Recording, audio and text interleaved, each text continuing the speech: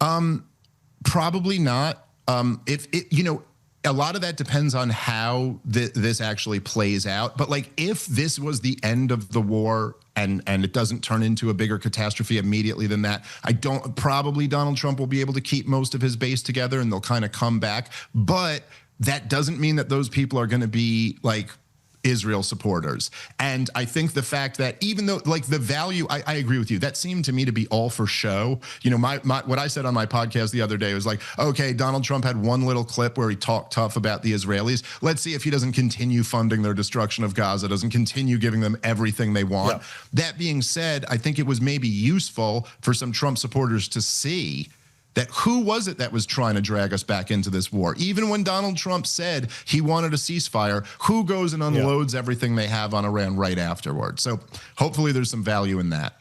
Although I should point out that MAGA voters last week said they were anti-Iran, anti an intervention in Iran. And once Trump did it, polls showed they're supportive of it. So it is a little bit of a cult, as some have warned.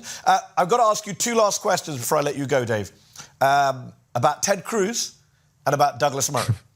First, how much did you enjoy watching Tucker Carlson basically own Ted Cruz in that viral interview of his on Iran and Israel? Seeing Cruz unable to defend both his own ignorance on Iran and his own relationship with AIPAC. Smart guy, Cruz, but couldn't do it.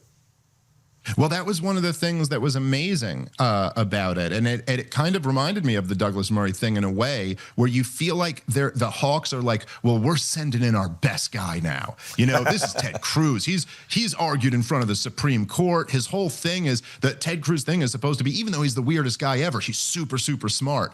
And then he comes in and just has nothing. He's got no argument at all. It's like God told me in the Bible, which isn't even accurate. Like, it's a misreading of the Bible. It's on the level of me naming my son Jesus Christ and then telling Christians that the Bible commands you to praise my son as your Lord and Savior. It's totally absurd, but also it's a totally incoherent and ignorant case. And this is somebody who's, I think it's reasonable to say that of all the people who make public arguments, if you're a sitting senator arguing for a regime change war, you should have the highest onus on you to have the most compelling case. And he's sitting there he has nothing. So I thought it was beautiful. I just loved watching Tucker destroy him. God told us, and you're obsessed with the Jews, and that was all he had.